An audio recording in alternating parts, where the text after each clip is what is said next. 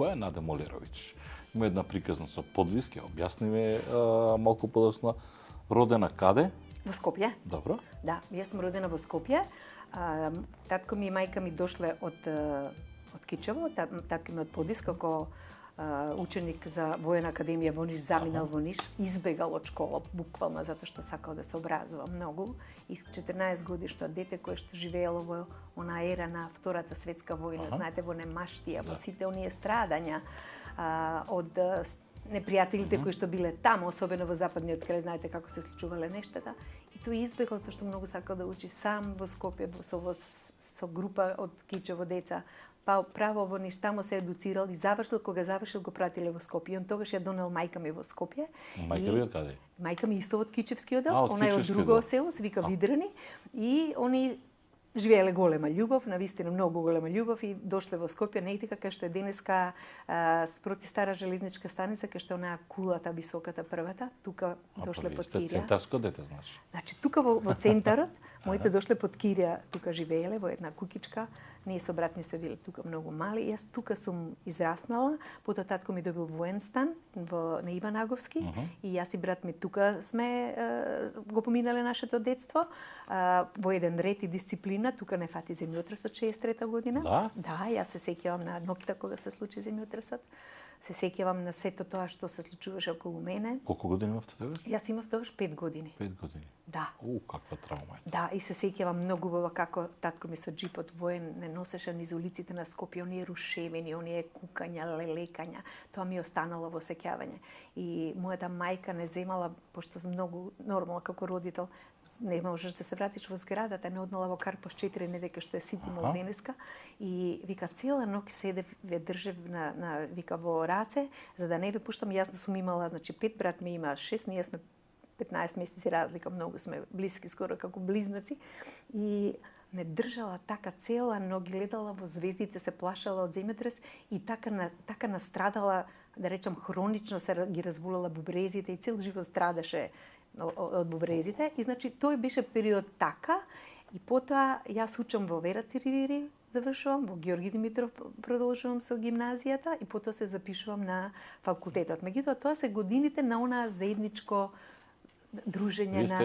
Вие сте дел од оние најзлатни години. Тој Георги Димитров своевремено беше прилично актуелен. Беше меѓу првите... Па многу имавте таму познати ликови. Значи, Мишко, пред мене, мојата генерацијата, брат ми беше во еден од првата генерација на математичка гимназија, а пред него генерацијата беа Владко Стефановски, беше Бодан, и тие еден ден дојдоа со обричани глави, ние девојчиња, значи мали во прва година, а они веќе четврта година, дечковци, секоја сабота правеа журки во Георги Димитров, нема никогаш да ги заборавам тие дружби, значи на младинците. И Бранко Црвенковски да е во Георги Димитров. И Бранко Црвенковски учел во Георги Димитров, да. И доаѓаше тука и Ракија Ахимовски, се сеќам со едно жолто комбе, пишуваше Тор. И тука во Георги Димитров, ние како тинеџери, девојчиња, навистина сакавме со задоволство, доаѓавме, тоа беше возбуда да одиш ти да слушаш музика. Сега, татко ми е воено лице, ако добро сватив, така? Татко Мислам воено лице, цивилно лице, кое што работел во војна, беше единствен од Македонија за цела трета армиска област, ги оптичар во смисол сите инструменти кои што имаат оптички, нели, тенкови, авиони, се што треба да биде нивелирано, да функционира безпрекорно, тоа беше работа на татко ми. А мајка ви? Мајка ми работеше во Наше дете, се вика тоа, фабрика за текстил, и таа работеше таму доста долго време. Патриархат или матриархат? Сега се обидувам да допрам до воспитувањето, како, ако не е војно лице, но е човек кој што е имал... Ред правила, да. Ред? Строгост? Правила. Значи, татко ми бил како да кажам, татко ми бил по интелектуалниот, по смирениот тип на човек. Мајка ми беше многу способна за се што треба да се работи. Беше многу построга во однос на татко ми. Значи, таа знаеше да не воспитува и мене и брат ми, како да се однесувам прво од дома. Не смеам јас кога ќе се вратам од училиште, го оставам станео, морам да го спремам до точно во 15 часот ние ручавме. Тоа беше семејното. време кога сите доаѓавме и јас од најрана возраст сум морала некои работи да ги готвам, пошто сите оделе на работа. Значи, ќе дојдеш дома, ќе фрлиш ташната, брзо ги креваш столиците на маса, да собереш. Сум сакала да ги изненадам кога ќе дојдат од работа, да видат што јас ве сум направила. Толку ми било тоа мотив, секогаш сум сакала да направам, да ги изненадам, да им биде убаво. Фативме сите за тој период. Од тој период. Али правила. Фатив да ги изненадиш родителите за да те пуштат на базен, карикирам. Па какво е тоа? Како е тоа? Правиш некој изненад, тоа денес го нема. Не знам зошто го нема. Замисли колку е убаво чувство кога ќе го сватиш. Можеби тоа воспитување, јас често пати велам, да, моите родители биле буквално знаете како, пошто војна зграда, тамо се знае да ти не можеш после 2 часа да излегуваш на улица. Значи можеш да бидеш тиво. Нема тука топката да играе. Значи од 2 до 4 до 5 да. Тишина. Се одмара. Да, сите сме одмарале. Секој во своја соба ќе се занимава и ќе чекаме 5 да дојде и дали ќе излеземе надвор. Ама, ако требало да се помогне, комшијата доле повозрасен, треба дрва да се носа, треба нешто. Ние секогаш тоа сме го правеле и сме морале да го направиме. Не сме смееле да поминеме покрај скалите и, например, нашите комшики повозрасни како мајка ми, да не ја поздравам или да не ја речам дали можам да ви помогнам ако се враќа од пазарот. Значи, тоа сум морала да го прашам. И оттаму произлегува на чувство на емпатија, дека да водиме сметка за луѓето околу нас. Ние денеска мишко го немаме тоа. Сакам да прашам мала дигресија, кај се загубивме ние? Под ова што вие го зборувате до ова денес. Значи, кај се загубиме? Прво се загубивме сметајќи дека она време во кое што навистина ги добивме најубавите човечки вредности на единство, на братство, на почитување, нели, да различен, ама да вреди дека е, да сакаш човек, да бидеш гостопримлив, да се радуваш.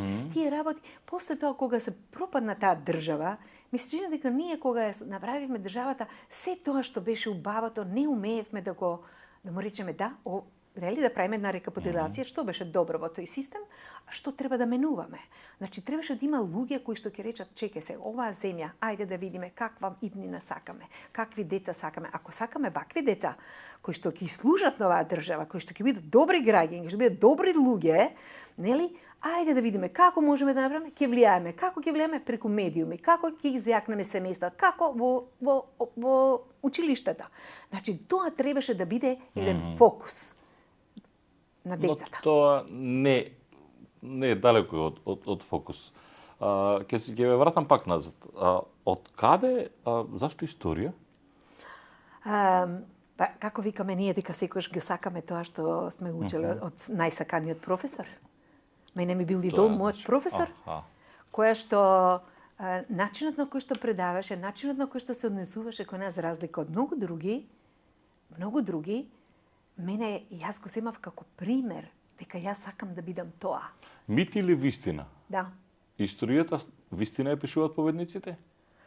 Па, така звучи денеска, логично е дека тој што е помоќен дека ќе си направи во своја корист, за да се прикаже голем, затоа што мишко сите нации сакаат да потекнуваат од големи лидери, да потекнуваат од најстари племиња на целиот свет, да бидат први на ова, први тоа. Не знам од каде нас тој порив на тоа дека сме ние најстари, најпрви, најпаметни. Јас мислам дека ништо не сме од тоа. Ништо не сме. Не, и ова сега ви... Мене ми е срам дури, како да ви кажам. Мишко, ако сме ние потомците на Александар Велики, нели, ако сме ние најстарата држава во светот, ако ние сме освоиле, сме одишле до границите на Индија, ако сме биле толку моќни и како што кажува историјата, ја не се сомнем дека историските вистини нешто дело тоа е, ама зошто ние не го превземавме сето тоа како обврска, дека ако нашите предци биле такви, да и ние да се наоружаме и со храброст, и со решителност, и нели она борбеност, ама не само... Најбитно е да се наоружиме ние со знаење. А ние тотално сме како да го кажам тоа, воопшто не сме наоружени, разоружени. Да, нас не значи ништо знаењето. Ние мислиме дека ако учиме од некој што повеќе знае, дека си признаваме дека ние нешто помалку знаеме. Тоа е, мислам дека луѓето, посебно ние овде, на Балканот можеби повеќе, мада се разликуваат. Јас сум била многу низ светот, гледам луѓето на што посветуваат внимание. Мислам дека едукацијата кај нас доби сосема друга функција, да биде титула, да биде престиж, а не вредноста преку знаењето или карактерот на човекот преку тоа што јас ќе созревам. Зашто наставник? Па ви кажав, многу сакав да работам како наставник, да работам со деца. И почнавте во средно прво? Прво почнав во средно. Чекав 14 години работа, немав работа. Во која година? Значи, дипломирав 74-та. Веќе бев мајка на... И во Југославија се... веќе мајка бевте. Веќе бев мајка. Се извинам, 84-та дипломирав. Нејнат синот ми се роди 80-та година и јас фактички со година факултет се омажив и потоа реков не, само што ќе бидам способна, јас ќе се вратам на факултет. Ја буквално целиот факултет го завршив со малиот син, учев и така, навистина сакав да го завршам тоа. Така? Филозофски факултет, да. И ова за наставникот, кога ме прашувате, сакам ова да ви го кажам, имав една наставничка, заради што мислам дека станав наставник повеќе. Ова приказна ја кажувам затоа што е вистинита. Имав една професорка по математика, лесни земја каде да е, предпоставам дека не е веќе меѓу нас. Брат ми беше првак во Ѓорги Димитров како математичар, одеше кај Тито по успесите што ги постигнуваше по математика. Ама јас бев друго дете, со друг капацитет, со друг потенцијал. Од вас? Брат ми е 15 месеци постар од мене. Ама он да. беше прикажан во Ѓорги Димитров, одеше кај Тито, освојуваше олимпијади, а јас слаба оценка по математика. Единица. Не ја разбирав математиката. Ама ја открив дека Мишко не сум ја разбирала затоа што мојот мозок не функционирал со бројки и навистина не функционира кога има бројки. Ми треба многу напор за да, некои математички работи, значи ја не сум ја разбирала, ама таа мислела дека јас сум глупава. И ме прашуваше, ми вели, Наде, што ќе бидеш ти Дамјановска кога ќе... Што сакаш да биде? Тоа е едно клише прашање што наставниците кога немаат што да прашуваат да. Што ќе бидеш кога ќе завршиш? И ја викам, јас сакам добро, да бидам... и мене така ми вели. Да, веќе. Бегај од математика и од физика. Вика, немој. Да, и тоа во 8 одделение на полуматура. Ама не ви дале комплимент. Немој, само во математика и физика. Ама не ви рекла дека не ве бидува. Да, не ми рекле. Ама мене ми рекла, што вика? Пред цел клас ми вика. Ти да бидеш професор, ти да бидеш наставник по...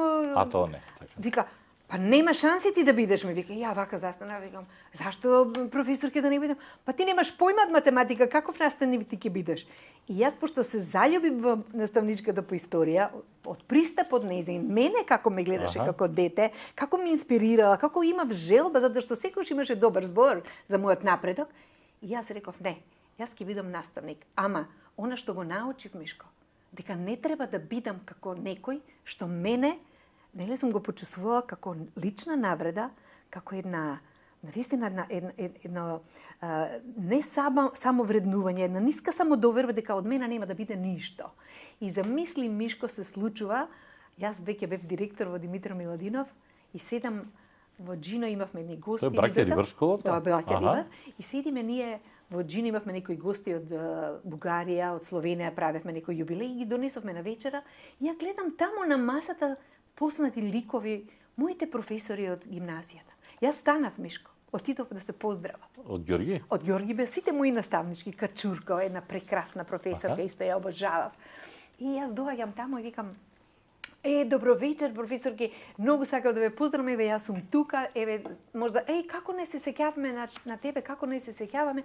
И ја викам, само да ви кажам, а каде е професорката по математика? И он па не, таа остарела, седнала во и јас сум професорке.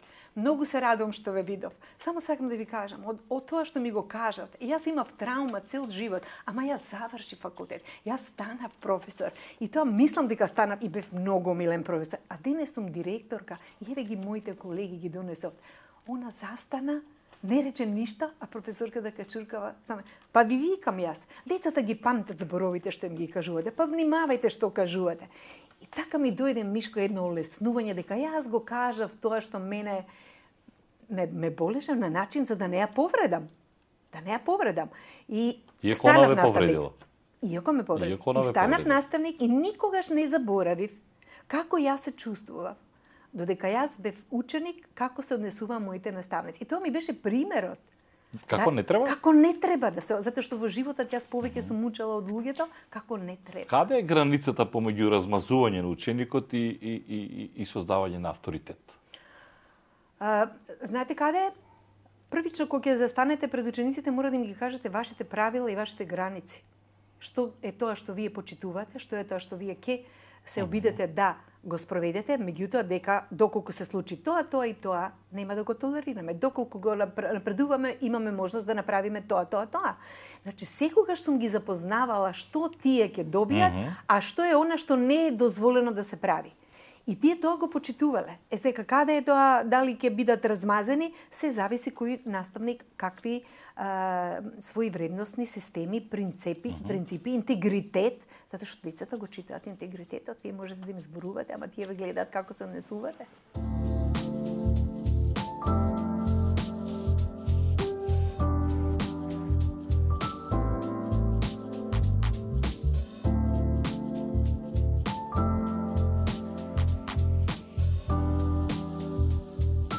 Наставник кој што не може да реагира затоа што утре директорот ќе дојде или директорката, затоа што е партиски поставен и ќе рече поправи оцената. Значи, и ние денес имаме ова што го имаме. Мишко, апсолутно се согласуваме, ние сме го абсолвирале тоа дека притисоците се огромни од сите страни. Наставникот како линија на помал отпор прифаќа да го направи тоа.